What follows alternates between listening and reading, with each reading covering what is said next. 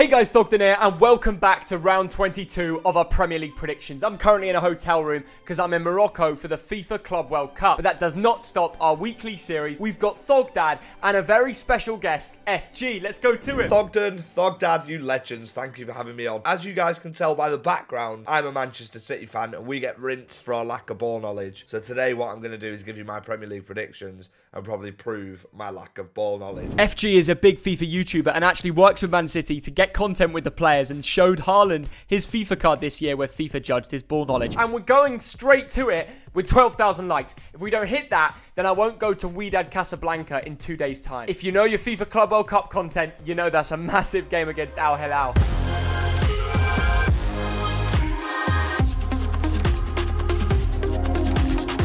People don't call this a derby, some people do. Fulham see it as a massive game. They've never drawn in the last 8 they've played against. I was at the Cottage when João Felix had his debut the last time they faced, and actually João ran the game, and then when he went off, red card, it was dominant. Fulham are a very solid team, and it was actually Vinicius with the goal. Now, it's going to be Mitrovic up top this time round, and he's probably going to score because Chelsea defensively still miss Reece James and Ben Chilwell, but they have a surplus of players, especially in midfield and forward. You've got Enzo Fernandez who've come in, and he will give you instant success. Just how he did to Argentina at the World Cup, I can see the same happening here. This is going to be the debut for Mudryk starting properly at home, and for Madueke, Noni Madueke from PSV, very exciting talent. Some PSV fans even went to say he's got a higher ceiling than Cody Gakpo, who they sold to Liverpool, and he's had a bit of an iffy start, shall we say. And for Mudryk, he showed real qualities against Liverpool. It was a 0-0 draw, but he had that bright spark. He run through a few players, he got a shot off really early. He was one step beyond, and I think when he's coming up against these Fulham defenders, Kenny Tete, Anthony Robinson,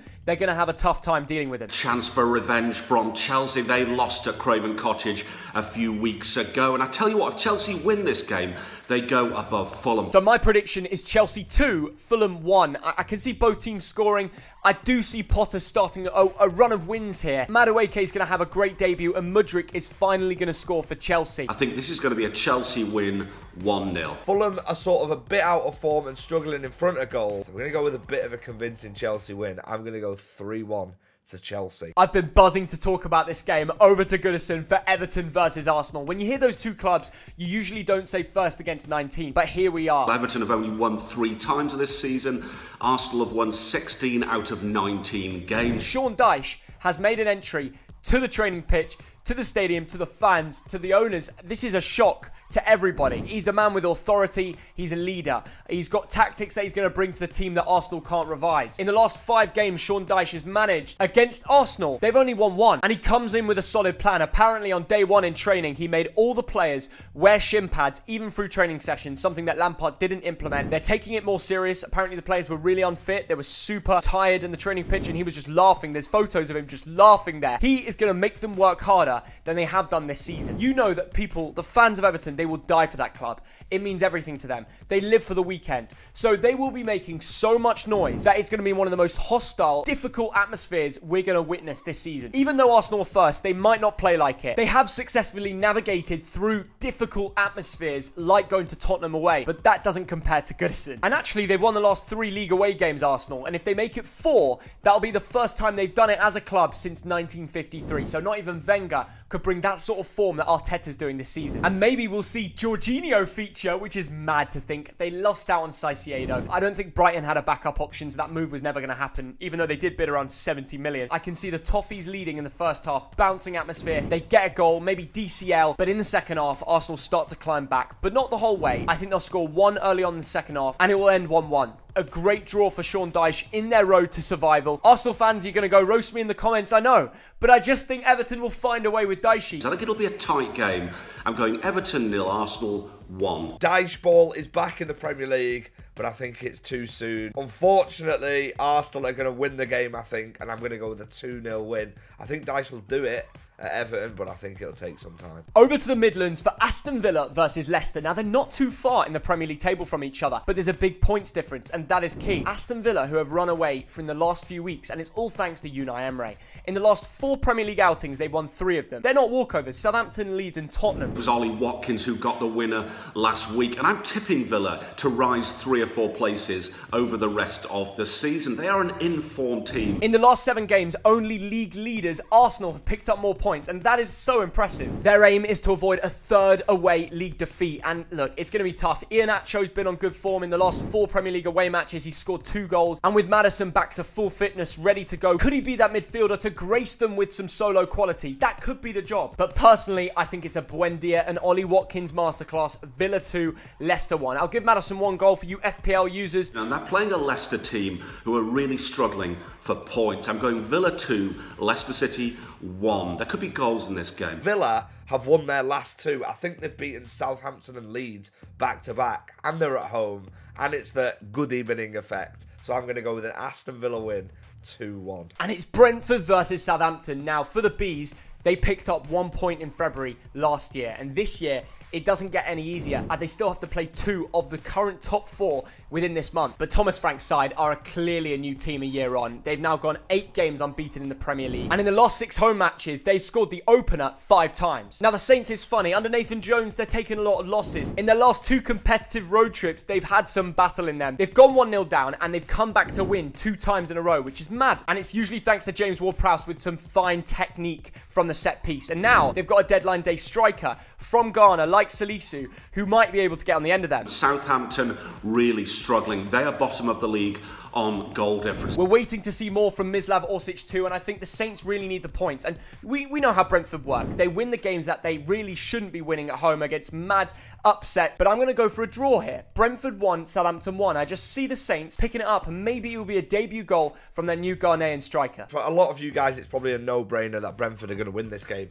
They've won like 3 in a row, I think. And I had a vision whilst doing these predictions that James Ward-Prowse is going to do a madness, but he's not going to win the game for him. I'm going to go with the draw. I'm going to go 2-2. There's only one winner here. Brentford 2, Southampton 0. The easiest prediction of the day. Brighton are almost a top 4 team now. Can we start to put them in the top 6 stretch? That's completely changed around in the last few years. Brighton right now kept hold of Caicedo, kept hold of McAllister. You just know that Brighton are only scouting the best, and if you're not good enough, you'll be shifted out. You've got to keep up with De Zerbi and Tony Bloom. They let Trossard go for 21 million. Here comes in Matoma, who's even better, and he's probably going to smash Bournemouth today. Gary O'Neill has a very difficult, bad record here. 8 games away from home without a win. They don't show much. I know they've got some good players in Stanislas. Bournemouth 1 point in 5 games. They're going to find this one very tough. After De Zerbi beat Liverpool in the Cup, he went into the press room and said, we can improve a lot. That is a manager who will improve your football club. Brighton 3, Bournemouth 0. It's going to be destruction. And Gary O'Neill, I'm really sorry for you. The ex-Bolton manager. Don't know if you're going to pick up a new manager in time, or the Cherries are just going to accept defeat, because the last time they got relegated, they were 3 points better off from here. I'm going Brighton 2, Bournemouth 0. Brighton are on absolute fire. They are legitimately in with a chance of getting in the Champions League still. They've got Matoma, who's come out of nowhere, and I think they're going to win 3-0. The form team versus the team that can't score a goal. Manchester United have played 4 games since Palace last walked out onto the pitch. They've had 2 weeks off without playing in any of the cups to really understand how can we score a goal. And Patrick Vieira needs to wipe that out immediately. Marcus Rashford getting goals and assists galore. Bruno Fernandes back to his best. Even Martial, Fred, they're all on the score sheet. When you've got so many games, you've got the rotated squad coming in, getting a boost of confidence, because they're playing under the lights at Old Trafford, the stadium, the theatre of dreams, getting wins, and everything's positive. The fans are loving it. They're singing your name. Crystal Palace, they are slumping a bit recently, struggling to score goals. That's why Crystal Palace do not stand a chance in this game. I'm going 2-0. I can see even Sabitzer potentially featuring, maybe coming off the bench. I think Palace need a lot more time to think how they can start to turn their results around. I like their business on deadline day. They needed that midfield duo of Al Ahmada from Stuttgart. He's a holding midfielder, can play centre mid as well. And Lokonga might come off as well, like what they did with Conor Gallagher. Bring him in from one of the big clubs. They will improve him, but their recent form of 0-0, 1-1, 1-0 loss, 4-0 loss. Patrick Vieira needs to turn this round one way or another. I think this will be United 2, Crystal Palace 0. I think Man United are going to win this game. I think it's going to be 2-0 to Man United. They look like they're on their way back, which is a little bit scary. They've also just reinforced with Sabitzer, so I think it might be a bit too soon for him to start.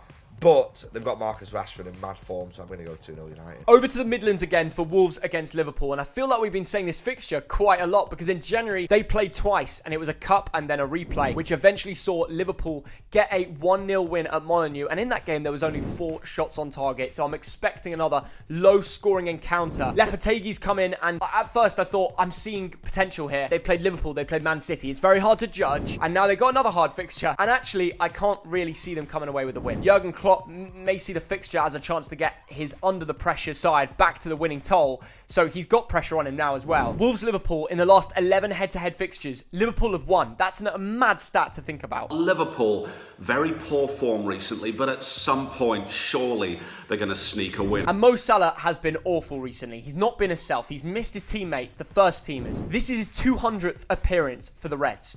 And I think something's going to change. Liverpool are going to win 1-0 with a Mo Salah goal. I think the Egyptian will do it. I'm in North Africa right now, and I can sense it. I just watched Al Ahly last night. I don't think he ever played for them. He's probably an Al Ahly fan. But Mo Salah, I brought you the luck because I watched an Egyptian club last night. I'm going Wolves 0, Liverpool 1. I've got belief in that Liverpool team. Wolves don't really excite me as a team in terms of a team that's going to score loads and loads of goals. I'm actually going with a 0-0 draw here. Sounds a bit boring, and that's exactly what I think it's going to be. Another party in St. James's Park as they finally make Wembley after a 24-year wait. The Geordies have been to the bottom and back, and now they are celebrating a Carabao Cup final where they're going to face Manchester United. And do you know what? They've got every chance of winning it. Newcastle only conceded 11 goals all season, which is amazing. That's a goal conceded every 2 games. David Moyes won the vital game that if he lost, he probably would have got sacked. Let's be real. Everton 2-0. They've kept 6 straight Premier League home clean sheets, which is an unbelievable stat. They did it Palace 0-0 last time. They've got Anthony Gordon, who's just come in,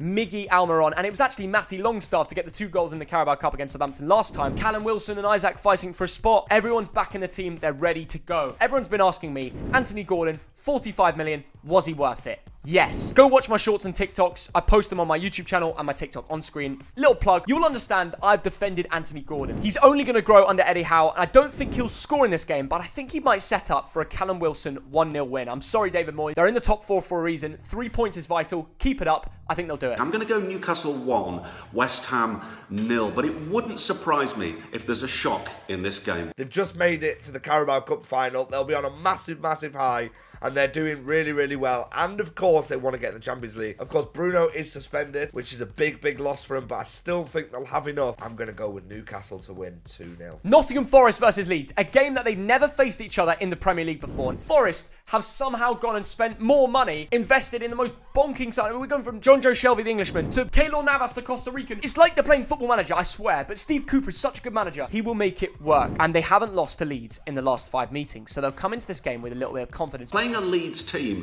who've drawn 3 of the last 4 games, I think there could be goals here. Leeds have been clever in their transfer window. Ruster from Hoffenheim, McKennie, who's played in the Bundesliga too. More recently has been playing for US next to Tyler Adams, and now he's back with him for Leeds in a midfield 3 with Brendan Aronson. I swear, USA, Jesse Marsh, and now the American midfield 3. And they're actually all pretty young, got lots of potential. I think this will be a 1-1 draw. Leeds won't go down. No way. They will find results. But they've got a difficult double game week coming up with this and then Manchester United. My prediction will come at the end, so stay tuned. And really, this is guesswork. So I'm going to guess Forest 2, Leeds United 2. But I think it's going to be a draw. I think they're going to cancel each other out, and I think it's going to be 1-1. The biggest game, well, not the biggest. There's some big games. But Tottenham versus Man City, let's not forget, they played each other just a few weeks ago, and Tottenham were 2-0 up at the Etihad, and they bottled it. No João Cancelo in the squad. Now he's got on a flight to Bayern. Everyone's asking me, Theo, why is Cancelo left? I'll tell you why. He fell out with Pep, and he doesn't want to play for them anymore. You can see it in his eyes. I want to send my best regards to Conte, who's been recently diagnosed with a gallbladder problem. He's been having surgery. He's not going to be in the camp for the Tottenham City game, which is a big blow. But the Tottenham boys will be fired up. They've got Pedro Porro. They've got Dan Numa, who's just signed. Pedro Porro, by the way, excellent win back for Sporting. He is so much better than Doherty. How did Doherty go to Atletico, by the way? That is a bonkers move. And Dan Numa as well. The funny scenes when he nearly signed for Everton there. It wasn't to be. And with United on a double game week, they've got to pick up points here. They can't let United climb in, and City, especially with Newcastle as well, winning every week. Erling Haaland, my goodness, 25 goals. We know all about him. He smashed a hat-trick against Wolves. Rico Lewis and Ake are first team now. And you've got Kyle Walker as backup. Yes, they could probably do some more business in the summer, but for now, they are fine. But my prediction, Tottenham 1, Man City 2. They've already proven that they could beat this side just a few weeks ago. Again, they could do it away. I'm going Spurs 1, Manchester City 2. It could be a cracking game. Away at Tottenham, a ground we haven't scored at, a ground we haven't won at. But I think it's going to change this Sunday, because if it doesn't, the league title has gone. But I'm going to go 3-1 Man City, and for me to predict us to beat Spurs is very, very strange. And our only double game week is Man United Leeds. It's a massive game. I do think United will win, but it won't be by such a crazy difference. You've got Rashford playing as one of the best wingers in the world. You've got Bruno Fernandes feasting, and everyone else fighting for their spot. Is exactly what they need. 3-1 win. I could mention all the players that I could get on the score sheet, but I'm not. It's the Red Rose against the White Rose. That will be proper tasty. I'm going Man United 3, Leeds United 1. 10,000 likes and I'll go to Wydad Casablanca against Al Hilal. And comment me your score prediction for the Chelsea-Fulham game, Sean Dyche's debut, and Tottenham Man City. Some massive games this week. Big up FG for coming on the channel. You are a legend, mate. The best FIFA content in the game. Big City fan. So let's see how they can do in their game. From me in Morocco, from Thogdad in Montenegro, and FG in Manchester, thank you for watching this video. Smash the like, subscribe, and we'll see you all in a bit. Bye-bye.